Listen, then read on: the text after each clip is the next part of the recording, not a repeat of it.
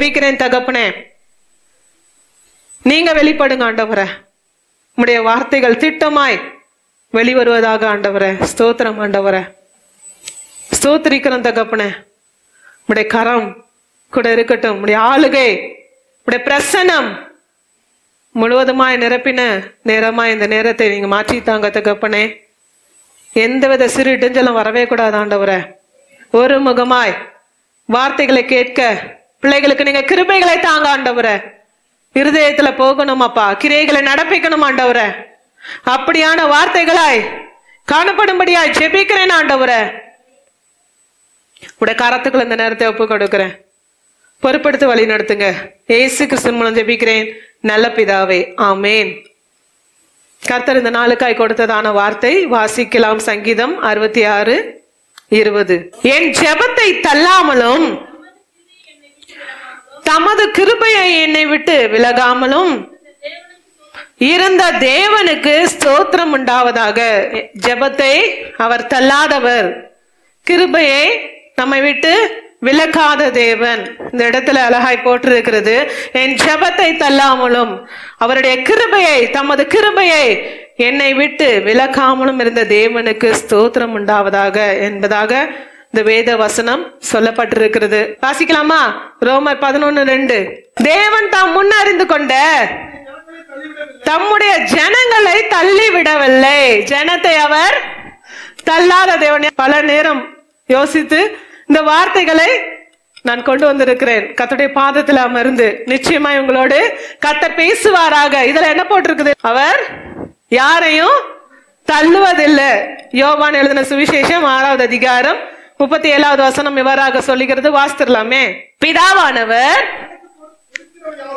எனக்கு கொடுக்கிற யாவும் என்னிடத்தில் வரும், என்னிடத்தில் வருகிறவனை நான் புறம்பே தள்ளுவதில்லை. அவரிடத்தில் யார் வந்தாலும் சரி, உண்மையாய் ஒப்பு கொடுத்தலோடு முழுமையாய் ஒப்பு கொடுத்தவர்களாக வரும்பொழுது அவர் என்ன சொல்லியிருக்கு?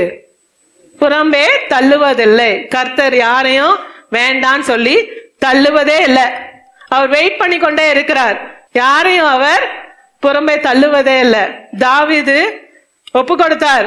ஒரு தீர்க்கதரிசி வந்து எச்சரிக்கையாய் வார்த்தைகளை சொல்லும் பொழுது அவர் முழுமையான ஒப்பு கொடுத்தலுக்குள்ள அவர் கடந்து வந்தாரு. கர்த்தர் புறம்பே தள்ளாதபடி, புறம்பே தள்ளுகிற காரியங்கள் அவர்கிட்ட காணப்பட்டதுதான். ஆனாலும் புறம்பே தள்ளாதபடி கர்த்தர் அவரை சேர்த்து கொண்டார், தன்னை திடப்படுத்தி கொண்டார். அடிக்கடி கர்த்தருடைய சமூகத்துல தன்னை திடப்படுத்திக் கொள்ளுகிற மகன் தான் இந்த தாவீது. கர்த்தர் அவரை புறம்பே தள்ளவே இல்லைங்க, வெயிட் பண்ணி கொண்டேதான் இருக்கிறார். அதே போலதான் இளையகுமாரன், அவருக்கு அந்த தீர்க்கதரிசி வந்து எச்சரிக்கை கொடுத்தாரு. அவர் ரிப்பெண்ட் பண்ணாரு. இளையகுமாரனுக்கு பாருங்க, யாரும் சொல்லல, அவராகவே ஒப்பு கொடுத்து மனம் திரும்பிய மைந்தனாய் தகப்பனண்டை வந்தார் என்று சொல்லி பார்த்தோம் அல்லவா? கர்த்தர் யாரையும் புறம்பே தள்ளுவதே இல்லை. தம்மை நோக்கி வருகிற பிள்ளைகளை அவர் புறம்பே தள்ளுவதே இல்லை. முழுமையான ஒப்பு கொடுத்தல் தேவை. எல்லாவற்றையும் விட்டு முழுமையான ஒப்பு கொடுத்தலோடு அவரை நோக்கி வருவீர்களானால் உங்களையும் அவர் புறம்பே தள்ளுவதே இல்லைங்க. இந்த வசனம் சொல்லுகிறது, அவர் ஜெபத்தை தள்ளுவதே இல்லை. ஒருவேளை சில பிரேயர்ஸ் வந்து ஆன்சர் ஆகாம, சில ஜெபங்கள் ஒருவேளை கேட்கப்படாமல், ஒருவேளை நிராகரித்தது போல தோன்றினாலும் நிச்சயமாகவே கர்த்தர் அதை நிறைவேற்ற வல்லவரா இருக்கிறார். யாரோட பிரேயர்ஸும் புறம்பே அவர் தள்ளுவதே இல்லைங்க, தள்ளுவதே இல்லை. ஆனா உங்களுடைய பிரேயர்ஸ் எப்படியா இருக்க வேண்டும்? உங்களுடைய ஜெபங்கள் அவளுக்கு பிரியமாய் காணப்படுகிறதா என்று சொல்லி யோசித்து பார்க்க வேண்டியதா இருக்கிறது. என்னுடைய ஜெபங்களுக்கு, நிறைய ஜெபங்களுக்கு ஒருவேளை பதில் கிடைக்கலையே, ஒருவேளை ஒதுக்கிட்டாரா, என்னை நிராகரிச்சாரா, என்னுடைய ஜெபங்களை அப்படியே தள்ளி ஓரம் வச்சுட்டாரா, அவருடைய சமூகத்துல எட்டலையா என்று சொல்லி நீங்க ஒருவேளை கடந்து வந்திருக்கலாம். அப்படிப்பட்டவர் அல்ல. உங்களுடைய ஜெபங்களை நிராகரிக்கிற தேவன் அவர் அல்ல. ஜெபங்களை அவர் தள்ளாத தேவன்க. அவருடைய கிருபையை எடுக்காத தேவன் தான். அவர் நிச்சயமாகவே நாம் இந்த நாளில நிலைத்து நிற்கிறோம்னா அவருடைய சுத்த கிருபை தான். நாம் நிற்கப்பது அவருடைய கிருபை என்றுதான் வேத வசனங்கள் நமக்கு சொல்லப்பட்டிருக்கிறதுங்க. நாம் நிற்பது விழுங்கப்படாமல், கன்சியூம் ஆகாமல் இருப்பது அவருடைய சுத்த கிருபை. அவருடைய இரக்கங்களுக்கு முடிவே இல்லைங்க. நம்மளை பலப்படுத்துகிறவரா என்றென்று நம்மோட காணப்படுகிறார். நம்முடைய ஜெபங்கள், நம்ம கேளாத எத்தனை காரியங்கள் அவர் தந்திருக்கிறாரு. அதை என்னைக்கா யோசித்து பார்த்திருக்கிறீர்களா? நான் ஒரு குறிப்பிட்ட ஜெபங்களை பண்ணிட்டே இருக்கேன், எனக்கு இதுக்குதான் பதில் வரல என்பதாக அதை மாத்திரமே யோசித்து கொண்டு இருக்கிறீங்களா? எத்தனை காரியங்கள் உங்களுடைய லைஃப் அப்படியே திரும்பி பாருங்க. எத்தனை காரியங்கள் நீங்க கேட்டு பெற்றுக்கொண்ட காரியம் எத்தனை, கேளாமல் பெற்றுக்கொண்ட காரியங்கள் எத்தனை யோசித்து பாருங்க. கேளாம பெற்றுக்கொண்ட காரியங்கள் தான் அதிகமா இருக்கும். நம்ம கேட்டு பெற்றுக்கொண்டதை காட்டிலும் கேளாமல் பெற்றுக்கொண்ட காரியங்கள் மிக மிக மிக அதிகங்க. யாருடைய ஜெபங்களையும் அவர் புறம்பே தள்ளுவதே இல்லை. ஒருவரையும் புறம்பே தள்ளாத தேவன் அவருடைய ஜெபங்களையும் அவர் புறம்பே தள்ளுவதே இல்லைங்க. உங்களுடைய ஜெபங்கள் நிச்சயமாய் அவருடைய துருத்தில நிச்சயமா எட்டி இருக்கும். உங்களுடைய கண்ணீர் நிச்சயமாய் அவர் பாதத்துல எட்டி இருக்கோங்க. நிச்சயமாய் கர்த்தர் அதற்கு பதில் தருவார். ஆனா ஏற்ற நேரம், எல்லா நேரம் அவர் கரத்துல தான் இருக்கிறது. அந்த மோல்டிங் பீரியட், ஒருவேளை உங்களை மோல்ட் பண்ணுகிற பீரியடாய் அந்த பீரியட் ஒருவேளை காணப்படலாம். அது ரொம்ப கஷ்டமான காரியம் தான். ஒருவேளை வெயிட்டிங் பீரியட் என்பது ரொம்ப கடினமான காரியம் தான். அவருடைய பாதத்துல சோர்ந்து போகாமல் காத்திருக்கும் பொழுது கர்த்தர் உங்களுடைய ஜெபங்களை தள்ளாதபடி பதில் தருகிறவராய் காணப்படுறாருங்க. அநேக சம்பவங்கள் நாம் வேதத்துல இருந்து நாம் பார்க்கலாங்க. முதலாவது நாம் சங்கீதத்துல, இந்த சங்கீதத்துல என்னென்ன போட்டிருக்குது என்று சொல்லி நாம் பார்க்கும் பொழுது வாசிக்கலாமே. 1ஆம் வசனத்தை, பூமியின் குடிகளே நீங்கள் எல்லாரும் தேவனுக்கு முன்பாக கம்பீரமாய் பாடுங்கள். இது யார் எழுதின சங்கீதம் என்று போடப்படல. பட் சில வார்த்தைகளை நாம் பார்க்கும் பொழுது ஒருவேளை சங்கீதக்காரனாகிய தாவீது எழுதி இருக்கலாம் என்று சொல்லி வேத வல்லுநர்கள் சொல்லுகிறார்கள். பூமியின் குடிகளுக்கு ஒரு அழைப்பு வருகிறது, நீங்க எல்லாம் வாங்க கம்பீரமாய் பாடுங்கள் என்பதாக சொல்லுகிறார்கள். வாசிக்கலாம். அவர் நாமத்தின் மகத்துவத்தை கீர்த்தனம் பண்ணி அவருடைய துதியின் மகிமை கொண்டாடுங்கள். தேவனை நோக்கி உமது கிரியைகளில் எவ்வளவு பயங்கரமாய் இருக்கிறீர், உமது மகத்துவமான வல்லமை நிமித்தம் உம்முடைய சத்துருக்கள் உமக்கு இச்சகம் பேசி அடங்குவார்கள். பூமியின் மீதெங்கும் உம்மை பணிந்து கொண்டு உம்மை துதித்து பாடுவார்கள். அவர்கள் உம்முடைய நாமத்தை துதித்து பாடுவார்கள் என்று சொல்லுங்கள். இந்த 4 வசனத்துல பூமியின் குடிகள் எல்லாருக்கும் ஒரு அழைப்பு விடுகிறது. கர்த்தரை துதிக்க நீங்க வாங்கன்னு சொல்லி அழைப்பு விடுகிறதை நாம் பார்க்கிறோம். வாசிக்கலாம் தொடர்ந்து 5ஆம் வசனத்திலிருந்து. தேவனுடைய செய்கைகளை வந்து பாருங்கள், அவர் மனுபுத்திரரிடத்தில் நடப்பிக்கும் கிரியையில் பயங்கரமானவர். கடலை உலர்ந்த தரையாக மாற்றினார், ஆற்றை கால்நடையாய் கடந்தார்கள், அங்கே அவரில் களி கூர்ந்தோம். அவர் தம்முடைய வல்லமையினால் என்றென்றைக்கும் அரசாளுகிறார். அவருடைய கண்கள் ஜாதிகளின் மேல் நோக்கமா இருக்கிறது, துரோகிகள் தங்களை உயர்த்தாதிருப்பார்களாக. அவருடைய செய்கைகளை வந்து பாருங்க. இவர் இப்படியெல்லாம் மகத்தான காரியங்களை அவர் செய்திருக்கிறார். இஸ்ரவேல் ஜனங்களுக்கு இவ்வளவான அற்புதமான காரியங்களை அவர் செய்திருக்கிறார். கடலை உலர்ந்த தரையாக மாற்றி இருக்கிறாரு, ஆற்றை கால்நடையாய் கடந்தார்கள், அங்கே அவரில் களி கூர்ந்தோம். இதெல்லாம் வந்து பாருங்கன்னு சொல்லி அவருடைய செய்கைகளை குறித்து சொல்லி இருக்கிறதை நாம் பார்க்கிறோம். வாசிக்கலாமே 8ஆம் வசனத்திலிருந்து. ஜனங்களே நம்முடைய தேவனை ஸ்தோத்தரித்து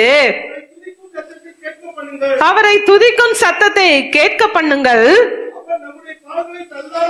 அவர் நம்முடைய கால்களை தள்ளாட ஒட்டாமல்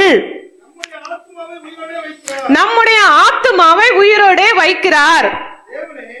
தேவனே எங்களை சோதித்தீர், வெள்ளியை புடமிடுகிறது போல எங்களை புடமிட்டு. ஒரு புடமிடுதல் காணப்படுகிறது, வெள்ளியை புடமிடுகிறது போல ஒரு சோதனை வருகிறது இந்த பிள்ளைகளுக்கு. வாசிக்கலாம்.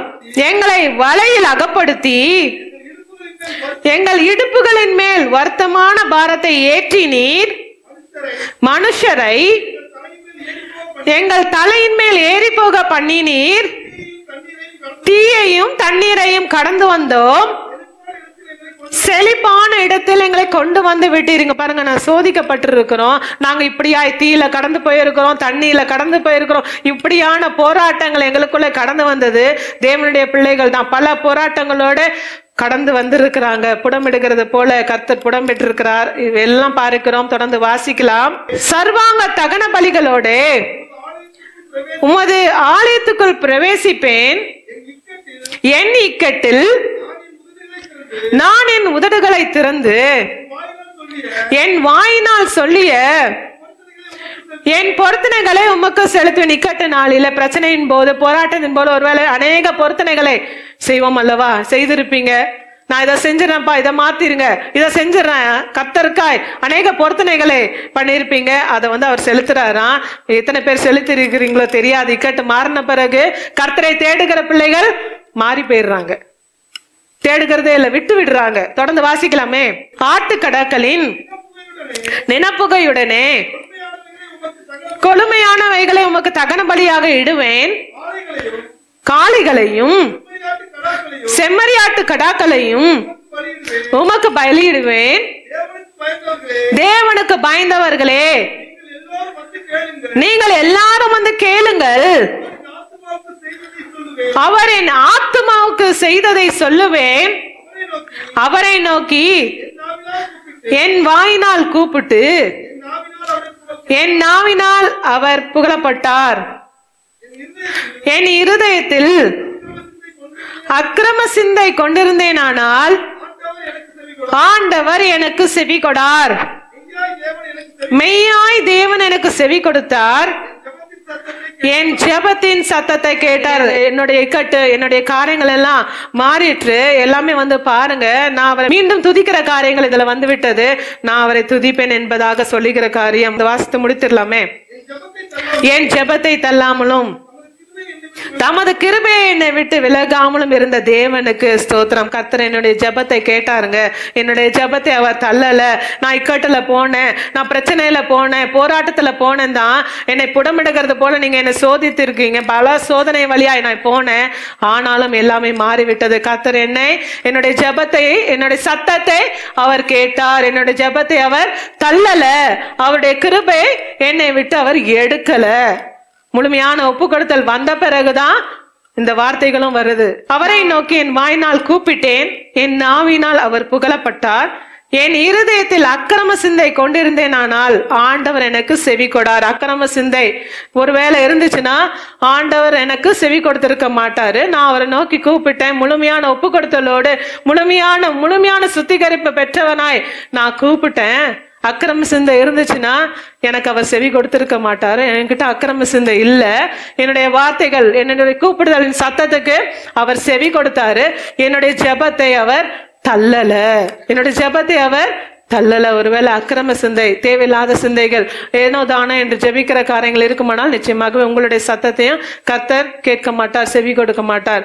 ஜெபத்தை தள்ளாம இருக்கணும்னா உண்மையாய் முழுமனதோடு அவரை நோக்கி பார்க்கிற பிள்ளைகளாய் காணப்பட வேண்டும்.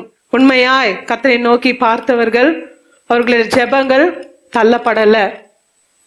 தள்ளப்படாத ஜெபங்களை குறித்து நம் வேதத்திலே பார்க்கிறோம். நீதிமொழிகள் 15வது அதிகாரம் 8வது வசனம் வாசிக்கலாமே. துன்மார்க்கருடைய பலி கர்த்தருக்கு அருவருப்பானது, செம்மையானவர்களின் ஜெபமும் அவருக்கு பிரியம். செம்மையானவர்களுடைய ஜெபம், நீங்க செம்மையானவர்களா இருப்பீர்களானால் உங்களுடைய ஜெபம் அவருக்கு பிரியமாய் காணப்படும். அவருக்கு பிரியமான ஜெபமாய் உங்களுடைய ஜெபம் காணப்படுகிறதா? அவர் விரும்புகிறபடி உங்களுடைய ஜெபம் காணப்படுகிறதா? அவருக்கு பிரியுங்க.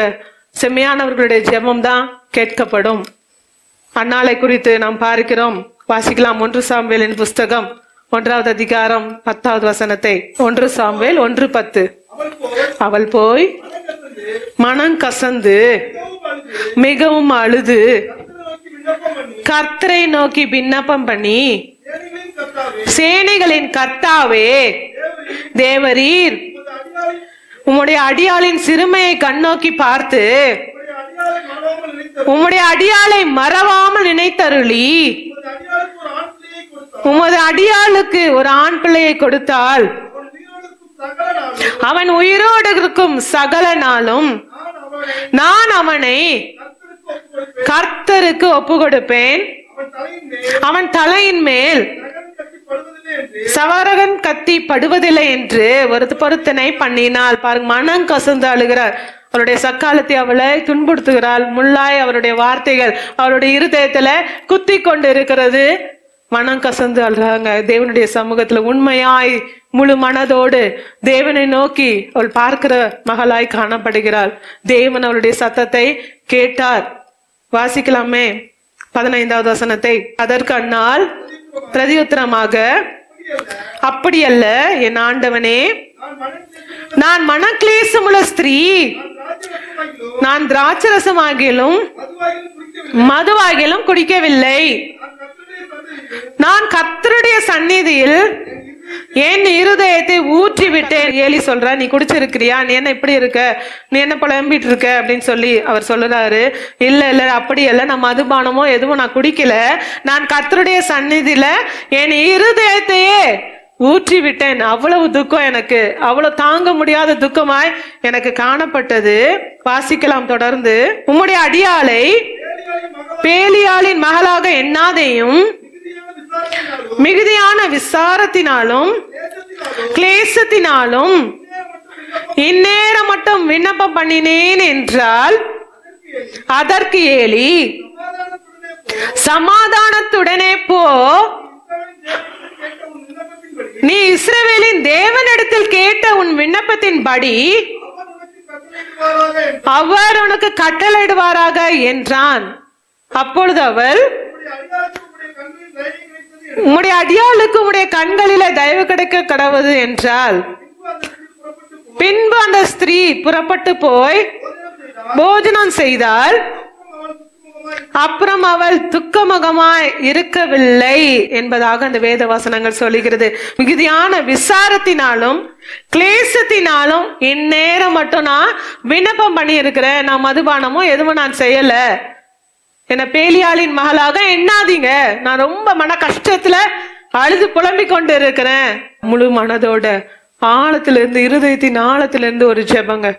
அந்த ஜெபம் ஒருவேளை நிராகரிக்கப்பட்டது போல தோன்றினாலும், தள்ளப்பட்டது போல தோன்றினாலும், கர்த்தர் அதை செய்து முடித்தார். ஜெபத்தை கேட்டார், கர்த்தர் பதில் தந்தாருங்க. உடனே கிடைத்ததா? இல்லையே. வாசிக்கலாமே 20வது வசனத்தை. சில நாள் சென்ற பின்பு அன்னாள் கர்ப்பவதியாகி ஒரு குமாரனை பெற்று கர்த்தரிடத்தில் அவனை கேட்டேன் என்று சொல்லி அவனுக்கு சாமுவேல் என்று பெயரிட்டாள். சில நாள் சென்ற பின்பு, சில நாள் சென்ற பின்பு வெயிட்டிங், அங்கேயும் ஒரு வெயிட்டிங் பீரியட் இருந்தது. சில நாள், எத்தனை நாளோ நமக்கு தெரியல. ஒரு மாதமா இல்ல 10 months 1 year நமக்கு தெரியல, அதுல போடல. சில நாள், சில நாட்கள் சென்ற பின்பு, எத்தனை நாட்களோ தெரியல. கர்த்தர் கரத்துல இருக்கிறது. நாட்கள் எல்லாமே கர்த்தர் கரத்துல இருக்கிறது. கர்த்தர் எப்போ நம்ம மோல்ட் ஆயிட்டோம், நம்ம பெர்ஃபெக்ட், இனி நம்ம செய்யலான்னு கர்த்தர் நினைக்கிறாரோ அப்போ நமக்கு கொடுக்க வல்லவரா இருக்கிறாங்க. அந்த மகளுக்கு அப்படியாய் செய்தார். சில நாள் சென்ற பின்பு அவள் கர்ப்பவதி ஆகிறாள் என்று சொல்லி இந்த வேத வசனங்களிலே நாம் பார்க்கிறோம். காத்திருப்பு அதிலே காணப்படுகிறது. மனம் கிளேசமாய் மிகவும் பாரப்பட்டு வார்த்தை, நிந்தையான வார்த்தைகளை தாங்க முடியாமல் கர்த்தருடைய பாதத்துல கதறி நிற்கிற அந்த ஜெபத்தை அவர் தள்ளல. அந்த ஜெபத்தை அவர் கேட்டார், பதில் கொடுத்தார், பொருத்தனை அங்கீகரித்தாருங்க. அவளும் அந்த பொருத்தனை அப்படியே செலுத்தினாள் என்று சொல்லி பின் வருகிற பகுதிகளிலே நாம் பார்க்கிறோமே. உண்மையாய் கர்த்தரை நோக்கி பார்க்கிற பிள்ளைகளா நீங்க இருப்பீங்கன்னா, உண்மையான பாரத்தோடு நான் என்ன செய்வது என்று சொல்லி ஒருவேளை கலங்கி கர்த்தருடைய பாதத்துல உங்களுடைய ஜெபங்களை ஏறெடுத்தீர்களானால் நிச்சயமாகவே அந்த ஜெபங்கள் கேட்கப்படும். நிராகரித்தது போல ஒருவேளை கால தாமதம் ஆனாலும் வெயிட் பண்ணுங்க. நிச்சயமாகவே கர்த்தர் உங்களுக்கு வார்த்தைகளை கொடுத்திருப்பாரானால் நிச்சயமாகவே அவர் செய்ய வல்லவரா இருக்கிறார். குறித்த காலத்துக்காய் தரிசனம் வைக்கப்பட்டிருக்கிறது. நிச்சயமாகவே அது விளங்கும், நிச்சயமாகவே விலகும். தேவ பிள்ளைகளே, டைம் பீரியட் கர்த்தர் கரத்துல இருக்கிறது. கர்த்தருடைய கரத்தை பிடித்து கொண்டு உண்மையாகவே அவரை நோக்கி பாருங்க. உங்களுடைய இருதயத்தை அவருடைய சமூகத்துல ஊற்றுங்க. கர்த்தர் நிச்சயமாகவே உங்களுக்கு உதவி செய்ய, உங்களுடைய ஜெபத்தை தள்ளாதபடி, உங்களுடைய ஜெபத்தை கேட்டு பதில் தர அவர் வல்லவரா இருக்கிறார். இன்னொரு ஜெபத்தை குறித்து நாம் பார்க்கிறோம். மத்தேயு எழுதின சுவிசேஷம் 21வது அதிகாரம் 22வது வசனத்தை வாசிக்கலாமே. மேலும் நீங்கள் விசுவாசம் உள்ளவர்களாய் ஜெபத்திலே எவைகளை கேட்பீர்களோ அவைகளை எல்லாம் பெறுவீர்கள் என்றார். பாருங்க, நீங்க விசுவாசம் உள்ளவர்களாய் நம்பிக்கை உள்ளவர்களாய் என் தேவன் எனக்கு இந்த காரியத்தை செய்து முடிப்பார் என்று சொல்லி நம்பிக்கையோடு ஒரு ஜெபத்தை ஏறெடுப்பீங்கன்னா நிச்சயமாய் அந்த ஜெபத்துக்கு பதில் வரும். அப்படியாகதான் இந்த வேதவசனம் சொல்லுகிறது. மேலும் நீங்கள் விசுவாசம் உள்ளவர்களாய் ஜெபத்திலே எவைகளை கேட்பீர்களோ அவைகளை எல்லாம் பெறுவீர்கள். எல்லாமே கர்த்தருடைய சித்தத்தின்படி மாத்திரம்தான் இருக்கணும். உங்களுடைய சித்தம் இல்லை. நீங்க ஒண்ணு யோசிச்சிருப்பீங்க, அதுதான் நடக்கணும், அதுதான் நடக்கணும், அது நிச்சயமா உங்களோட நம்பிக்கையா தான் இருக்கும். எனக்கு இதெல்லாம் நடந்துடும், இது எனக்கு பிரியம். உங்களுக்கு பிரியமானது மாத்திரம்தான் நடக்கணும்னு அவசியமே இல்லை. உங்களுக்கு பிரியம் இல்லாதது கூட நிச்சயமாய் நடக்க தான் செய்யும். ஏன்னா கர்த்தருக்கு அது பிரியமாய் காணப்படுகிறது. உங்களுக்கு அநேக காரியங்கள் பிரியமாய் காணப்படும்.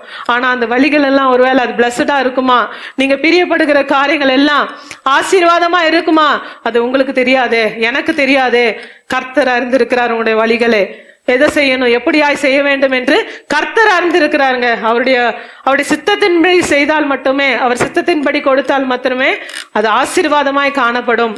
ஒருவேளை ஃபோர்ஸ் பண்ணி நீங்க ஒரு காரியத்தை கேட்டீர்களானால் அது சரி வச்சுக்கோங்க அப்படின்னு சொல்லி கர்த்தர் ஒருவேளை கொடுத்துட்டார்னா அது உண்மையாகவே பிளஸ்டா இருக்குமானா அது ஒரு கேள்விக்குறிதான்.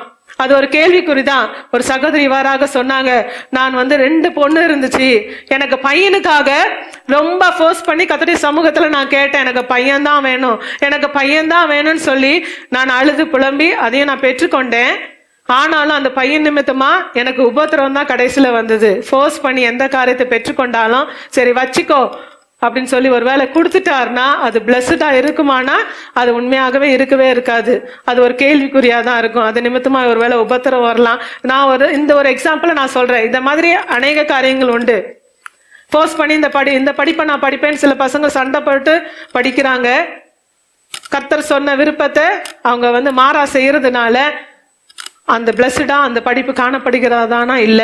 ஒருவேளை வேலை, பல காரியங்கள் இப்படியாய் காணப்படுகிறது. வேலை, இந்த வேலையில தான் நான் போவேன், எனக்கு இந்த பைக் தான் வேணும், இந்த கார் தான் வேணும். இல்ல, கர்த்தர் என்ன வைத்திருக்கிறாரோ கர்த்தருடைய சித்தத்தின்படி எதை செய்யறீங்களோ அது உண்மையாகவே அது பிளஸ்டாய் காணப்படும். கர்த்தர் சித்தம் நிச்சயமாகவே அது பிளஸ்ட் தான். தீமைக்கான வழிகளிலே அவர் நடத்தவே மாட்டார். நமக்கு எது ஆசீர்வாதமா இருக்கும், ஃபியூச்சருக்கு எது நன்மையா இருக்கும், என்ன படிப்பு நன்மையா இருக்கும் அவருக்கு தானே தெரியும், நமக்கு தெரியாது. ஒருவேளை இந்த டைம்ல பீக்கா இருக்கிற காரியங்கள் ஒருவேளை ஃபியூச்சர்ல பீக்கா இருக்குமானா தெரியாது. இன்ஜினியரிங் ஒரு காலத்துல அவ்வளவு தூரம் ஒரு ஹைக்ல இருந்துச்சு. இப்பொழுது பாத்தீங்கன்னா அதெல்லாம் ரொம்ப இல்லவே இல்லை. அநேகர் சொல்லுகிறத நாம் பார்க்கிறோம். கர்த்தருக்கு தாங்க தெரியும் நீங்க என்ன படிக்கணும், எப்படி உங்களுடைய லைஃப் பார்ட்னர் எல்லாமே கர்த்தர் அறிவார்.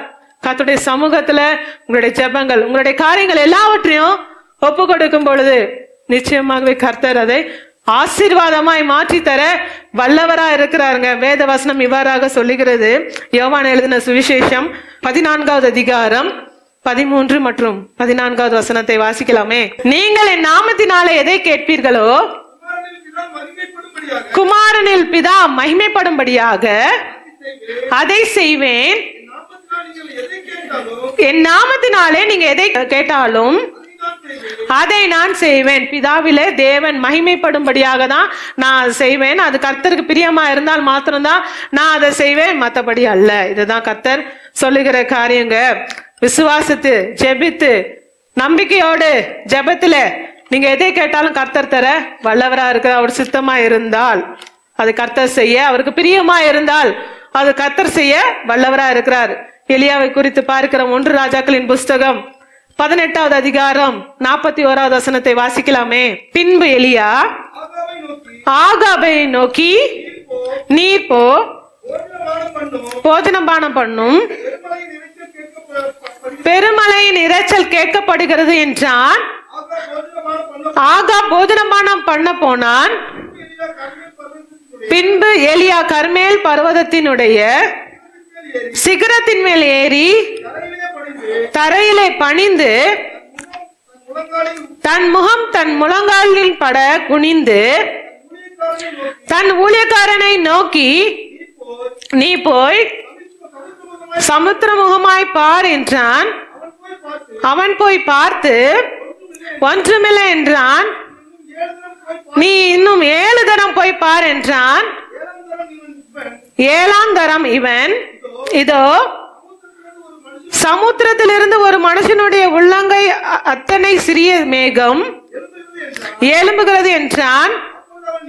அப்பொழுது அவன், நீ போய் ஆகாபை நோக்கி, மழை உம்மை தடை செய்யாதபடிக்கு ரதத்தை பூட்டி போய்விடும் என்று சொல் என்றான். அதற்குள்ளாக வானம் மேகங்களினாலும் காற்றினாலும் கருத்து பெருமழை உண்டாயிற்று. ஆகாப் ரதத்தில் ஏறி யெஸ்ரயேலுக்கு போனான். கர்த்தருடைய கை எலியாவின் மேல் இருந்ததினால் அவன் தன் அறையை கட்டிக்கொண்டு யெஸ்ரயேலுக்கு வருமட்டாக ஆகாபுக்கு முன் ஓடினான். இந்த சம்பவமும் உங்களுக்கு தெரிந்த சம்பவம் தான். இதே சம்பவத்தை குறித்து யாக்கோபிலே நாம் பார்க்கிறோம். யாக்கோபு 5வது அதிகாரம் 17 மற்றும் 18வது வசனத்தை வாசிக்கலாமே. எலியா என்பவன் நம்மை போல் பாடுள்ள மனுஷனாய் இருந்து மழை பெய்யாதபடிக்கு கருத்தாய் ஜெபம் பண்ணினான்.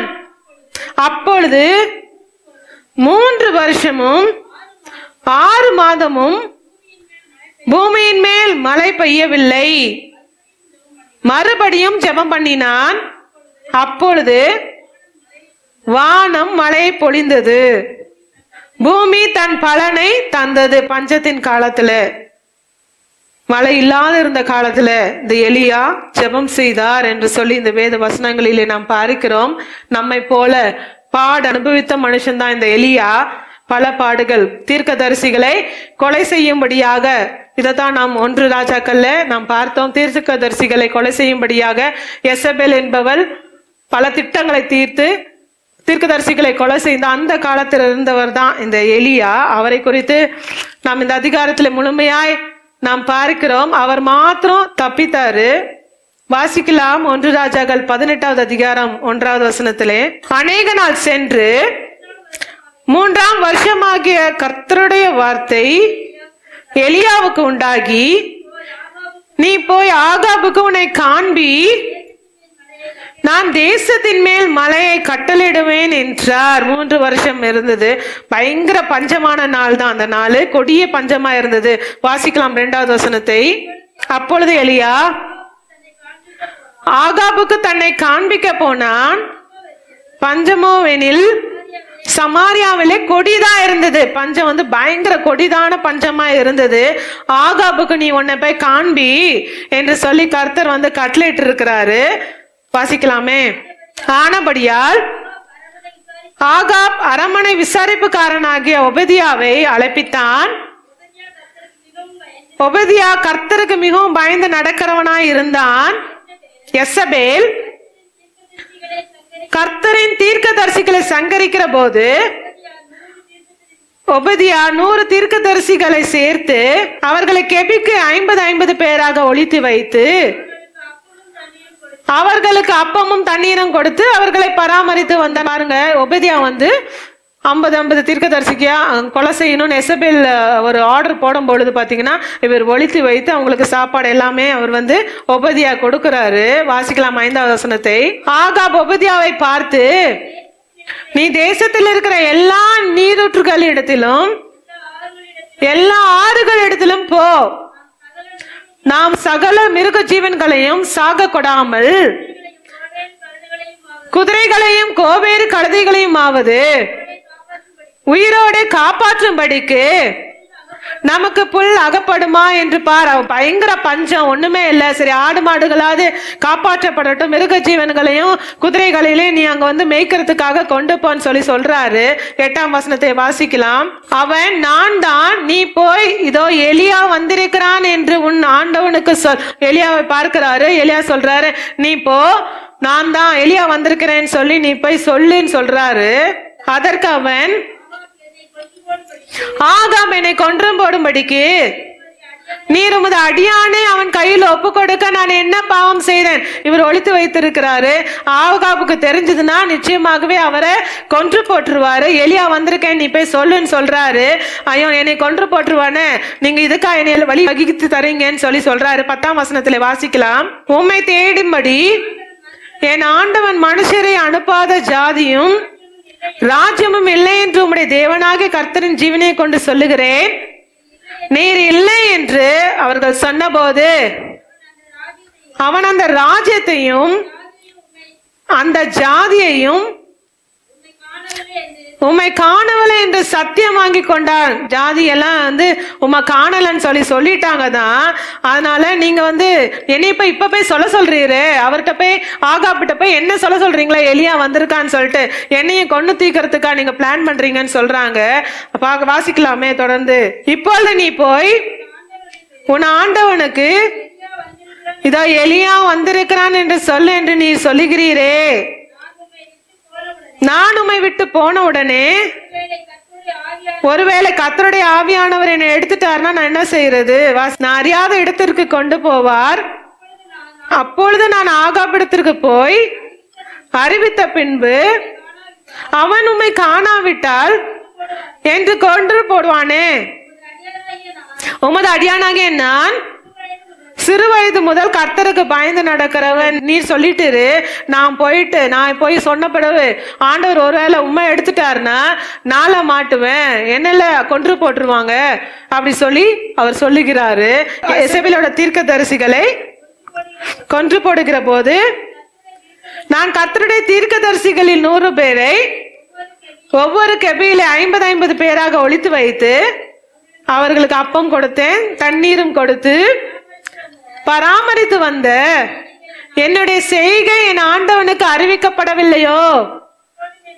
இப்பொழுதும் என் ஆண்டவன் என்னை கொன்று போடும்படியாக நீர் இதோ எலியா வந்திருக்கிறான் என்று போய் அவனுக்கு சொல்லு என்று சொல்லுகிறீரே என்றான். பாருங்க, அவர் சொல்றார், இப்படி போய் நீங்க சொல்றீங்களே, எசபேல் தீர்க்கதரிசிகளை கொன்று போட்ட போது நான் இப்படி ஒளிச்சு வச்சேன், என்னை நீங்க மாட்டி கொடுக்கலான்னு பிளான் பண்றீங்களேன்னு சொல்றாரு.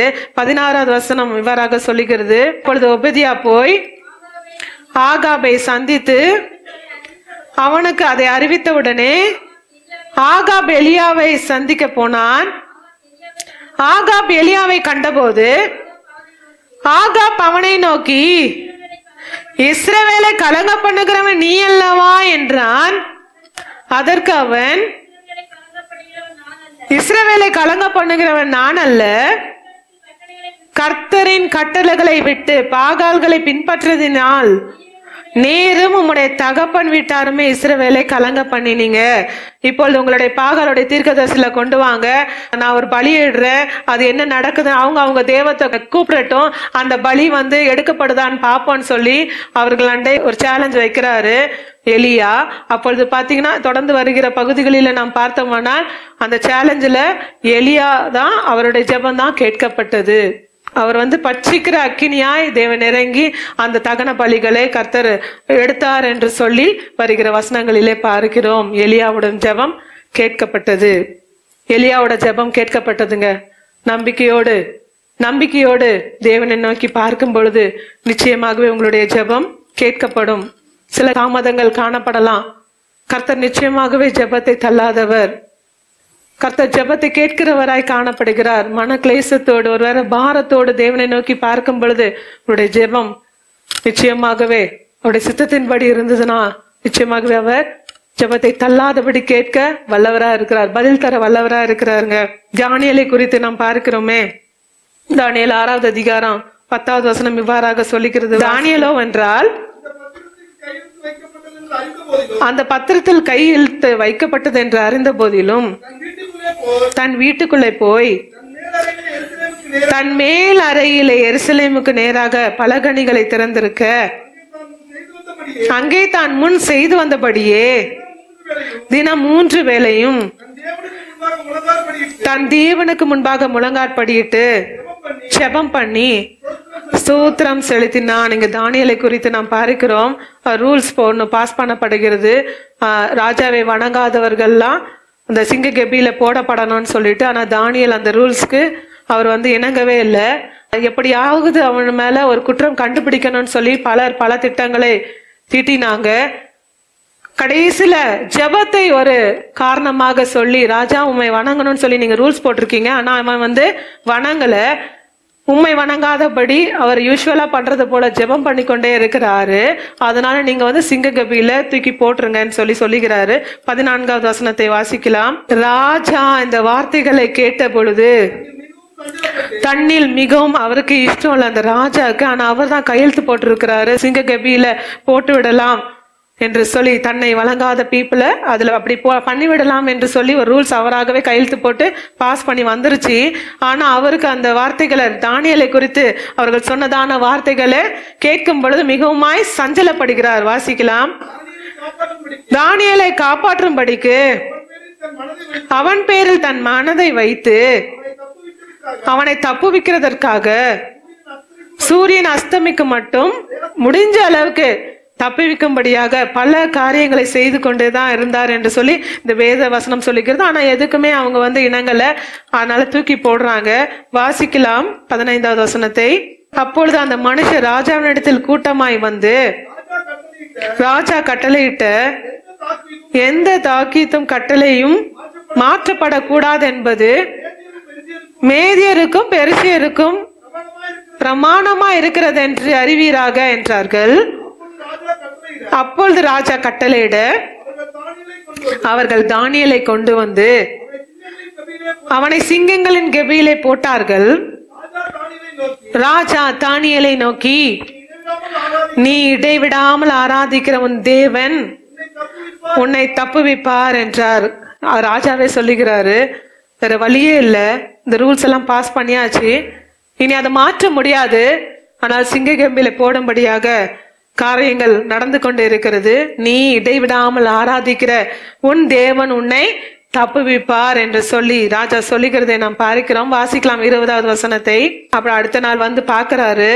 ராஜா கெபியின் கிட்ட வந்த போது துயர சத்தமாய் தானியேலை கூப்பிட்டு, தானியேலே, ஜீவனுள்ள தேவனுடைய தாசனே, நீ இடைவிடாமல் ஆராதிக்கிற உன் தேவன் உன்னை சிங்கங்களுக்கு தப்புவிக்க வல்லவராய் இருந்தாரா என்று தானியேலை கேட்டான். அப்பொழுது தானியேல், ராஜாவே, நீர் என்றும் வாழ்க, சிங்கங்கள் என்னை சேதப்படுத்தாதபடிக்கு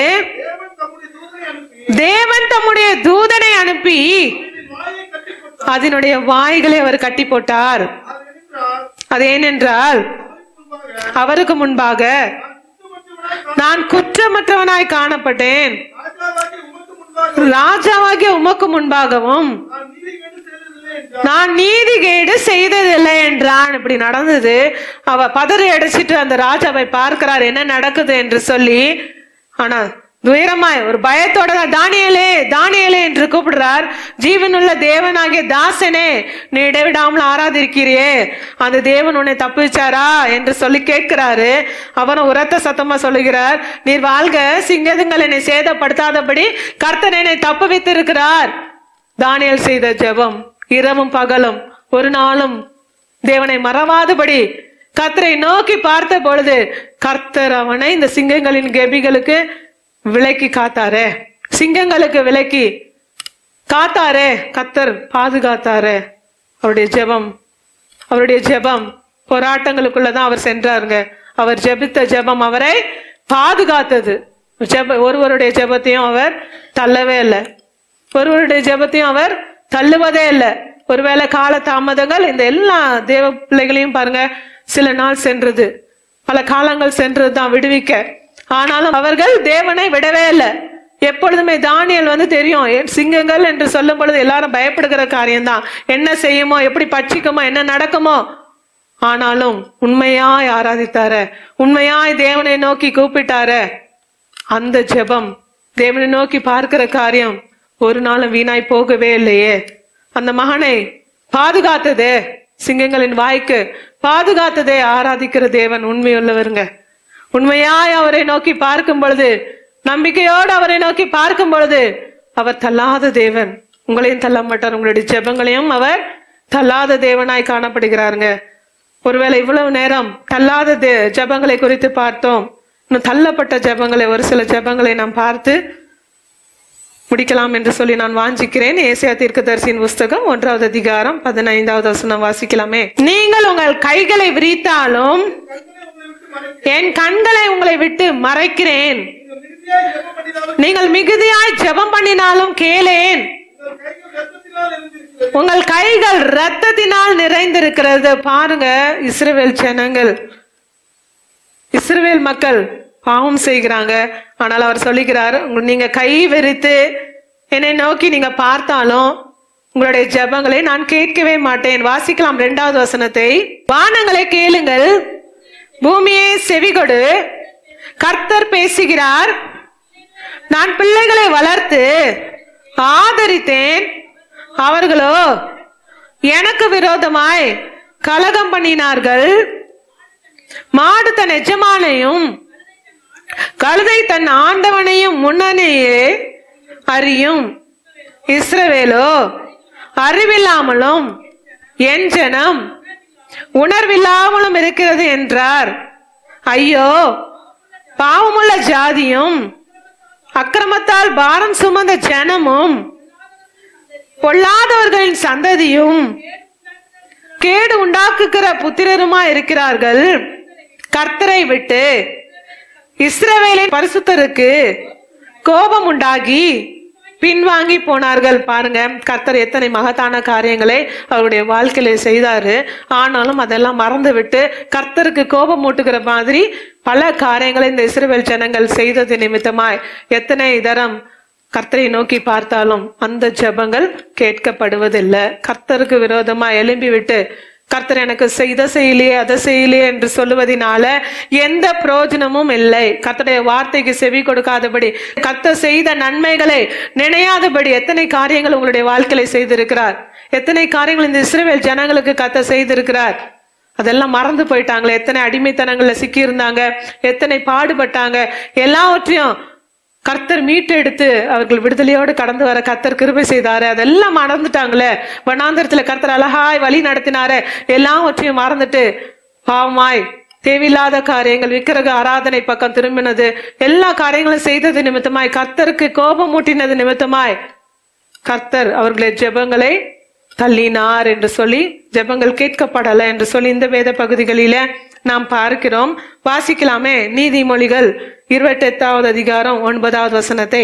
வேதத்தை கேளாதபடி தன் செவியை விளக்குகிறவனுடைய ஜெபமும் அருவருப்பானது. வேதத்தை கேளாதபடி தன் செவியை விளக்குகிறவனுடைய ஜெபம் அருவருப்பானது. அந்த ஜெபத்தையும் கர்த்தர் கேட்கவே மாட்டார். வேத வசனங்கள், அவருடைய வார்த்தைகள் செவி கொடுக்காதபடி, அவருடைய கட்டளைகளுக்கு கீழ்ப்படிதாது இருக்கிற பிள்ளைகளுடைய ஜெபமும் கேட்கப்படாது. அவருக்கு பயப்படுகிற பிள்ளைகளுடைய ஜெபங்கள் மாத்திரம்தான் தள்ளாதபடி அவர் கேட்கிற தேவனாய் காணப்படுகிறார். முழுமையான நம்பிக்கை அவர் மீது காணப்படணும். முழுமையான நம்பிக்கை தேவன் மீது இருக்கணும். மற்ற காரியங்கள் மீது நம்பிக்கை வைத்து தேவனை விட்டு வருகிற பிள்ளைகளுக்கு, ஏதோ தேவைக்காக மாத்திரம் தேடி வருகிற பிள்ளைகளுக்கு அவர்களுடைய ஜெபங்கள் கேட்கப்படுவதில்லை. வேதத்தை மறக்கும் பொழுது தேவன் உங்களையும் உங்கள் பிள்ளைகளையும் அவர் மறக்கிறார் என்று சொல்லி வேத வசனங்களிலே நாம் பார்க்கிறோமே. வேத வசனங்கள் பாதைக்கு தீபங்க, அதுதான் வழிகாட்டி. எவ்வளவு தூரம் வேத வசனங்களை நாம் நம்மளுடைய இருதயத்துல வைக்கிறோமோ அவ்வளவு தூரம் அது வழிகாட்டியாய் ஆலோசனை கொடுக்கிற வார்த்தைகளாய் காணப்படுகிறது. நானும் தினமும் வேத வசனங்களோடு கர்த்தர் நம்மோடு இடைப்படுகிற தேவனாய் இருக்கிறார். அவர்களுடைய கட்டளைகளுக்கு கீழ்ப்படிந்து அவருடைய சத்தத்துக்கு கீழ்ப்படுகிற பிள்ளைகளுக்கு மாத்திரமே அவருடைய ஜெபம் கேட்கப்படும். மற்றபடி அவர்களுடைய ஜெபம் கேட்கப்படாது. தேவனுடைய வார்த்தைக்கு எவன் ஒருவன் கீழ்ப்படியாமல் இருக்கிறானோ அவருடைய ஜெபம் நிச்சயமாய் தள்ளப்படும் என்று சொல்லி இந்த வேத பகுதிகளிலே நாம் பார்க்கிறோம். யாக்கோபு புஸ்தகம் 4வது அதிகாரம் 3வது வசனம் வாசிக்கலாமே. நீங்கள் விண்ணப்பம் பண்ணியும் உங்கள் இச்சைகளை நிறைவேற்றும்படிக்கு செலவழிக்க வேண்டும் என்று தகாத விதமாய் விண்ணப்பம் பண்ணுகிறபடியினால் பெற்றுக்கொள்ளாமல் இருக்கிறீர்கள். உங்களுடைய விருப்பம் தான், உங்களுடைய இச்சைகளை நிறைவேற்றும்படியாக நீங்க விண்ணப்பம் பண்ணியிருக்கிறீங்க. அதனால உங்களுடைய ஜெபங்கள் கேட்கப்படுவதில்லை. தவறாக உங்களுடைய இச்சைகளை நிறைவேற்றும்படியாக உங்களுடைய சித்தம், உங்களுடைய காரியங்கள் தான் நிறைவேறணும் என்று யோசித்து ஒரு ஜெபங்களை செய்தீர்களானால் நிச்சயமாக உங்களுடைய ஜெபம் தள்ளப்படுங்க. உங்களுடைய ஜெபம் தள்ளப்படாதபடி காணப்படணும்னா கர்த்தர் மேல் முழுமையான விசுவாசத்தோடு நீங்க நோக்கி பார்க்கும் பொழுது, முழு நம்பிக்கையை கர்த்தர் மீது நீங்க வைத்து நீங்க பார்க்கும் பொழுது நிச்சயமாகவே உங்களுடைய ஜெபங்கள் கேட்கப்படும். ஒருவேளை நீங்க யோசிக்கலாம், என்னுடைய ஜெபம் கேட்கப்படலை என்று. அப்படியே அலசி ஆராய்ந்து பாருங்க, உங்களுடைய ஜெபம் ஏன் கேட்கப்படல யோசித்து பாருங்க. ஒருவேளை தேவனுடைய மகிமைக்காக கூட சில ஜெபங்கள் தாமதிக்கலாங்க. வருத்தப்படாதீங்க. நிச்சயமாகவே கர்த்தர் உங்களுடைய ஜெபங்களை தள்ளாதபடி கேட்க வல்லவரா இருக்கிறார், பதில் தர வல்லவரா இருக்கிறார். ஒவ்வொருவருக்கும் ஒரு வார்த்தைகளை கொடுத்திருக்கிறாரா, நிச்சயமா அதை நிறைவேறும். அவர் அற்புதம் செய்கிற தேவன் தான். அவர் அற்புதத்தை செய்கிற தேவதான். நிச்சயமாக அவர் நோக்கி பார்க்கும் பொழுது அவர் அற்புதத்தை செய்கிறவர், அதிசயத்தை செய்கிற தேவன் தாங்க. அவர் வார்த்தையில உண்மையுள்ளவர். வார்த்தை கொடுத்திருக்கிறாரா, நிச்சயமாகவே அவர் வார்த்தையில உண்மையுள்ள தேவனா இருக்கிறார். உங்களுடைய ஜெபம் தள்ளாதபடி நிச்சயமாகவே கர்த்தர் நடத்த வல்லவரா இருக்கு. உங்கள் ஜெபம் கேட்கப்படும். உங்களுடைய கண்ணீர் நிச்சயமாகவே அவருடைய தூரத்துல வந்து எட்டுங்க. உங்களுடைய அலைச்சல்களை அவர் அறிந்திருக்கிறார். உண்மையாகவே அவரை நோக்கி முழு மனதோடு நோக்கி பார்க்கும் பொழுது அவர் உதவி செய்ய வல்லவரா இருக்கிறாருங்க. உங்களுடைய சுத்தம் அல்ல, ஒரு ஜெபங்களும் தள்ளப்படாது.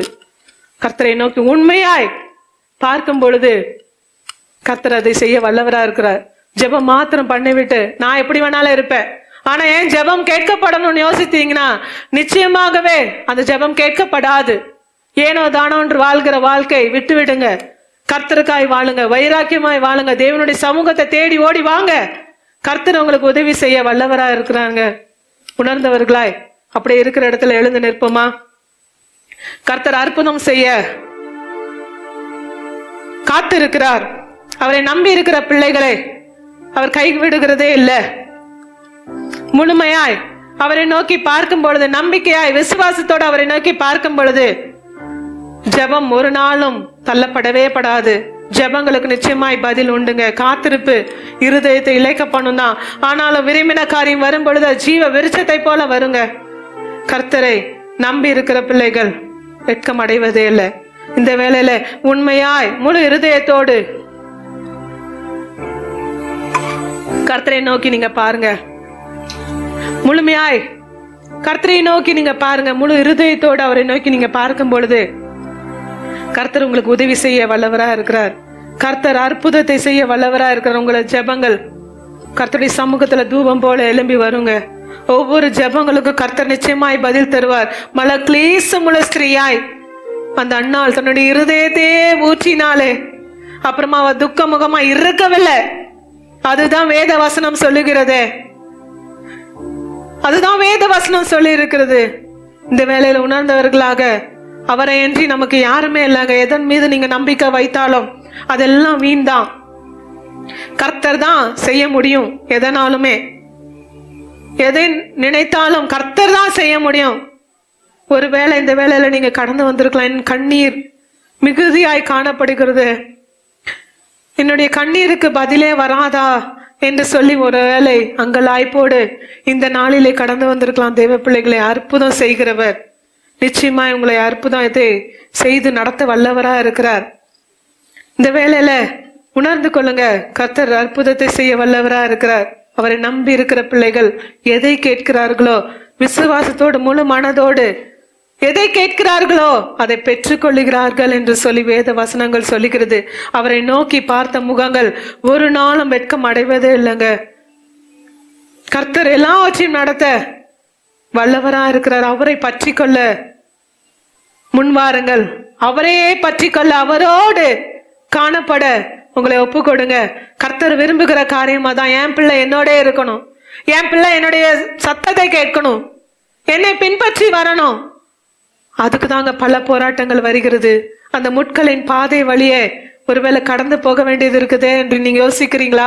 இவ்வளவு பாடு எனக்கு காணப்படுகிறது என்று யோசிக்கிறீங்களா? எத்தனை ஜெபங்கள் நான் ஏறெடுத்திருக்கிறேன், எந்த ஜெபத்துக்கும் எனக்கு பதில் வரலையே என்று சொல்லி ஒருவேளை யோசித்து இந்த நாளிலே கடந்து வந்திருக்கிறீங்களா? தேவ பிள்ளைகளே, அவர் அற்புதம் செய்ய வல்லவர், உங்களுடைய ஜெபத்தை கேட்க வல்லவர். அவரை நம்பி முழு மனதோடு உங்களுடைய மனதை ஊற்றும் பொழுது அன்று அண்ணாளுக்கு இறங்கின அந்த தேவன் நிச்சயமாய் உங்களுக்கும் இறங்க வல்லவரா இருக்கிறாருங்க. உங்களுடைய ஜெபத்தையும் கேட்க வல்லவரா இருக்கிறார். அந்த தானியேலை பாதுகாத்த தேவன் உங்களையும் பாதுகாத்து நடத்த வல்லவரா இருக்கிற உங்களை ஜெபங்கள் ஒன்றும் நிராகரிக்கப்படவே படாதுங்க.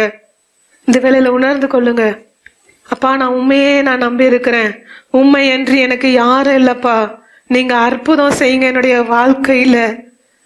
வாழ்க்கையில நீங்க அற்புதம் செய்யுங்க, உண்மைத்தான் நான் நம்பி இருக்கிறேன் ஏசப்பா என்று சொல்லி உணர்ந்தவர்களாக நாம் சொல்ல போகிறோம். ஆண்டவரே நான் உண்மையே நான் நம்பி இருக்கிறேன்ப்பா, உண்மையே என்னுடைய நம்பிக்கையை நான் வைத்திருக்கிறேன்ப்பா, வேற எதன் மீதும் நான் நம்பிக்கை வைக்கல, எதையும் யாரையும் நான் நம்பல, நான் உண்மையே நான் நம்பி இருக்கிறேன்ப்பா, உண்மையே நான் நம்பி இருக்கிறேன்ப்பா, எனக்கு பதில் தாங்க, என் நம்பிக்கையே நீங்க தான்ப்பா, எனக்கு பதில் தாங்க, அற்புதம் செய்யுங்க, என்னுடைய வாழ்க்கையில அற்புதம் செய்யுங்க என்று சொல்லி உணர்ந்தவர்களாக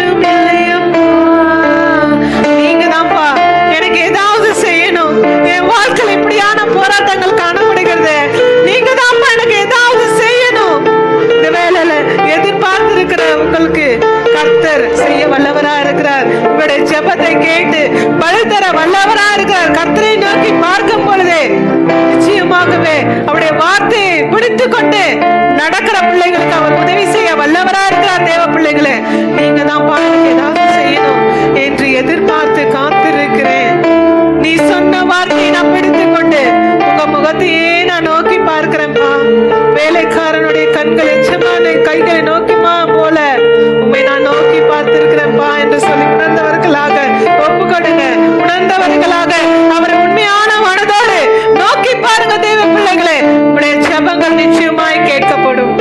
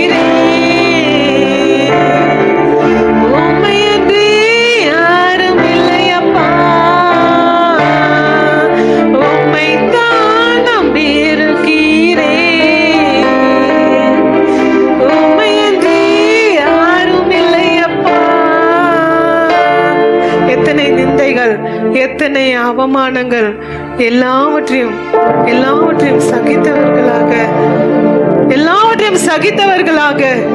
எத்தனை வார்த்தைகள் உங்களை குத்தி கொண்டு இருக்கலாம், எத்தனை நிந்தனையான பேச்சுகளினால ஒருவேளை சோர்ந்து போய் கண்ணீர் வடித்து கொண்டு இந்த நாளில் ஆண்டவரே எனக்கு நீங்க இறங்க மாட்டீங்களா, என்னுடைய ஜெபத்தை நீங்க கேட்க மாட்டீங்களா என்று சொல்லி ஒருவேளை கடந்து வந்திருக்கலாங்க. கர்த்தர் இந்த நாளில உடைய ஜெபத்தை கேட்டு பதில் தர வல்லவராக இருக்க. அவருடைய சட்டைகளின் கீழ் மறைவுல வந்திருக்கிற உங்கள் ஒவ்வொருவரையும் அவர் நடத்த வல்லவரா இருக்கிறார். அவரை நோக்கி பார்க்கிறீங்கல்ல, நீங்க உண்மையாகவே வெட்கப்பட்டு போவதே இல்லை. உடைய ஜெபங்கள் கேட்கப்படும். எத்தனை நிந்தனைகள், எத்தனை நிந்தனைகள், எத்தனை போராட்டங்கள், எத்தனை வார்த்தைகள் உங்களை காயப்படுத்தும்படியாய் கடந்து வந்தது. எல்லாவற்றையும் ஒதுக்கி வைத்துருங்க. எதுவும் உங்களை சேதப்படுத்தாது. கர்த்தர் இருக்கிறாருங்க, உங்களுக்கு கர்த்தர் இருக்கிறார். எனக்கு என் தேவன் கடந்து வந்தாரு, எனக்கு என் தேவன் கடந்து வந்தாருங்க. அவருடைய மறைவுல நான் காணப்பட்டேன். எத்தனை வார்த்தைகள், எத்தனை வார்த்தைகள், அத்தனையும் நீக்கி போட்டு கர்த்தர் என்னை நிறுத்தி வைத்திருக்கிறாரு. நிச்சயமாகவே கர்த்தர் உங்களுக்கும் செய்ய வல்லவரா இருக்கிறார். 9 ஆண்டுகள் குழந்தை இல்லாத போது அத்தனை வார்த்தைகளை நான் கேட்டேன், அத்தனை நிந்தனைகளை நான் பட்டேன். ஆனாலும் கர்த்தர் அடியனோட சிறுமையை நோக்கி பார்த்தாரு, அடியனோட சிறுமையை நோக்கி பார்த்தாருங்க. இன்று நாளை கர்த்தர் என்னை நிறுத்தி வைத்திருக்கிறார். அத்தனை நிந்தனையான பேச்சுக்களையும் கர்த்தர் நீக்கி இருக்கிறாரு, என்னை நினைவு கூர்ந்திருக்கிறாரு. நிச்சயமாகவே நிந்தனையோடு காயப்பட்ட சூழ்நிலையில ஒருவேளை நீங்க ஆண்டவருடைய பாதத்துல கடந்து வந்திருப்பீர்களானால் நிச்சயமாகவே கர்த்தர் அவரை நம்பி வந்திருக்கிறபடினால் உங்களை கைவிடுவதே இல்லைங்க. நான் அவரை பிடித்துட்டேங்க. இதுவரைக்கும் எங்களை கொண்டு வந்ததற்கு நாங்கள் எம்மாத்திரம் என்று யோசித்து பார்க்கும்போது நிச்சயமாகவே இல்லை, ஒன்றுமே இல்லை. கர்த்தர் தான், கர்த்தர் எங்களை நடத்தி கொண்டே இருக்கிறார். நிச்சயமாகவே கர்த்தர் உங்களை நடத்த வல்லவராக இருக்கிறார். உணர்ந்து கொள்ளுங்க. நிந்தனையோடு காயப்பட்ட சூழ்நிலையில பாரத்தோடு அவருடைய மறைவுக்குள்ள, அவருடைய சமூகத்துல ஓடி வந்திருக்கீங்கள. நிச்சயமாகவே இந்த நாள் விடுதலையின் நாள் கர்த்தர் விடுவித்து அனுப்புகிறாருங்க. கர்த்தர் நிச்சயமாய் உங்களை விடுவித்து அனுப்புவார். உணர்ந்தவர்களாக நிந்தையும் அவமானமும் சகித்து கொண்டு, அப்பா நம்முடைய சட்டை நிலையில வந்து நிற்கிறேன்ப்பா, நிச்சயமாய் நீங்க செய்வீங்க நம்பிக்கையில உங்க கரத்தையே நான் நோக்கி இருக்கிறேன்ப்பா என்று சொல்லி உணர்ந்தவர்களாக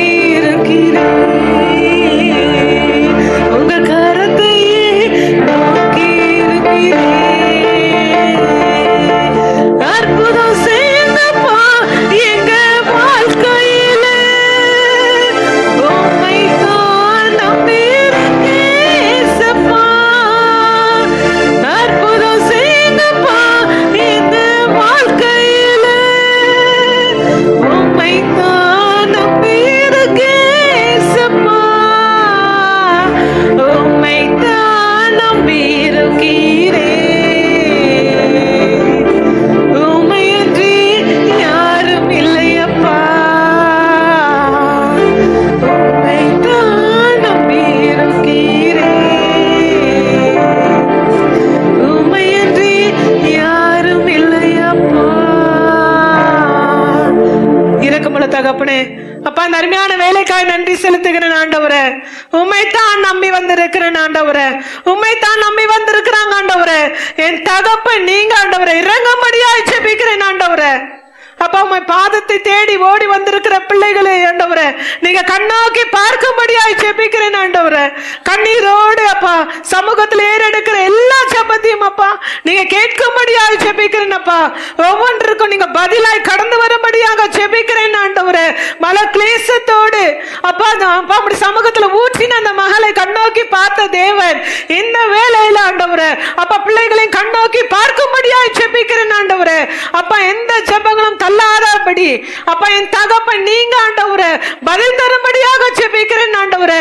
முழு விசுவாசத்தோடு உண்மையை நோக்கி பார்க்க அப்பா பிள்ளைகளுக்கு நீங்க கிருபை தரும்படியாக ஜெபிக்கிறேன் ஆண்டவரே. ஒவ்வொரு ஜெபங்களும் சமூகத்துல வரட்டும் அப்பா. உடைய சேவைகள் திறந்தவைகளாய் காணப்படட்டும் ஆண்டவரே.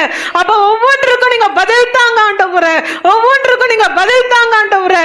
அப்பா, நெடுநாள் காத்திருப்பார்களானால் என் தகப்பன் காத்திருப்புகளுக்கு ஒரு முடிவை நீங்க தரும்படியாக ஜெபிக்கிறேன் ஆண்டவரே. பிள்ளைகளை நினைவு கூறும்படியாக ஜெபிக்கிறேன் அப்பா. என்னென்ன அற்புதங்களுக்காய் காத்திருக்கிறாங்களோ, என்னென்ன காரியங்களுக்காய் காத்திருக்கிறாங்களோ அப்பா, அந்த காரியங்களை அப்பா நீ செய்து முடிக்கும்படியாய் ஜெபிக்கிறேன் அப்பா. இன்றைய நாளில நீங்க கூட்டி வந்த நோக்கத்தை அப்பா நீங்க நிறைவேற்றும்படியாய் ஜெபிக்கிறேன் ஆண்டவரே. யாரும் வெறுமையாய் போகவே கூடாது ஆண்டவரே. அப்பா, எல்லா ஜெபங்களும் கேட்கப்பட்டவர்களாய் திரும்ப செல்லணும் ஆண்டவரே. ஜெபங்களை நீங்க கேளுங்க ஆண்டவரே. நீங்க பதில் தரும்படியாக ஜெபிக்கிறேன் ஆண்டவரே. அப்ப முழு மனதோடு ஒப்பு கொடுக்கிற பிள்ளைகளை நீங்க கண்ணோக்கி பார்க்கும்படியாக ஜெபிக்கிறேன் ஆண்டவரே. நீங்க கண்ணோக்கி பார்க்கும்படியாக ஜெபிக்கிறேன் ஆண்டவரே. அப்பா, நீங்க பதில் தாங்க ஆண்டவரே. நீங்க பதில் தாங்க ஆண்டவரே. அற்புதத்துக்காய் காத்திருக்கிற பிள்ளைகளுக்கு நீங்க அற்புதத்தை செய்யுங்க அப்பா. இதை நிச்சயமா யாராலையும் முடியாது ஆண்டவரே. டாக்டர்ஸ் அநேக காரியங்களை சொல்லலாம், ஆனாலும் என் தகப்பன் நீங்க பரம வைத்தியர் ஆண்டவரே. விடுதலை பண்ணுங்க ஆண்டவரே. விடுதலை தரும்படியாக ஜெபிக்கிறேன். அற்புதத்தை நீங்க செய்யும்படியாக ஜெபிக்கிறேன். என்னென்ன காரியங்களுக்காய் அற்புதத்தை கண்ணோக்கி அப்பா காத்திருக்கிறாங்களாப்பா அந்த காரியங்களிலே என் தகப்பன் நீங்க அற்புதத்தை செய்யுங்கப்பா. நீங்க நடத்தி அருளும்படியாக ஜெபிக்கிறேன். இந்த காரியத்துல எனக்கு ஜெயம் வராது என்று யோசித்துக் கொண்டு கூட இருக்கலாம் அப்பா. இந்த காரியம் எப்படி முடியும் என்று யோசித்துக் கொண்டு கூட இருக்கலாம் ஆண்டவரே. ஆனால் என் தகப்பன் நினைத்தீரானால் எல்லாவற்றையும் அப்படியே மாற்ற முடியும் ஆண்டவரே. அப்ப உங்களுடைய பிள்ளைகளுக்கு எதையும் எப்படி செய்கிற தேவன் நீங்க அப்பா. எதையும் எப்படியாய் மாற்றுகிற தேவன் நீங்க ஆண்டவரே. என் தகப்பனால் கூடாதது ஒன்றுமே இல்லப்பா. நாங்க மனுஷனை நம்பல ஆண்டவரே. உம்மை நம்பி இருக்கிறோம். உம்மை நம்பி இருக்கிறோம் அப்பா. ஒரு பொழுதும் வெட்கம் அடையாதபடி நீங்க எடுத்து நிறுத்த போறீங்க. நன்றி செலுத்துகிறோம். பிள்ளைகள் உம்மை நம்பி வந்திருக்கிறபடினா என் தகப்பன் நீங்க பிள்ளைகளுடைய கொம்பை உயர்த்தும்படியாய் ஜெபிக்கிறேன் ஆண்டவரே. உயர்த்தும்படியாய் ஜெபிக்கிறேன் ஆண்டவரே. உம்முடைய கரத்துக்குள்ள இந்த நேரத்தை ஒப்பு கொடுக்கிறேன். நீங்க பொறுப்பெடுத்து வழி நடத்துங்க. இயேசு கிறிஸ்துவின் மூலம் ஜெபிக்கிறேன் நல்ல பிதாவே. கர்த்தராகிய இயேசு கிறிஸ்துவினுடைய கிருபை, பிதாவாகிய தேவனுடைய அன்பு, பரிசுத்த ஆவியின் ஐக்கியம் இப்பொழுதும் எப்பொழுதும் சதா காலங்களும் உங்களோடும் அடியனோடும் இருப்பதாக.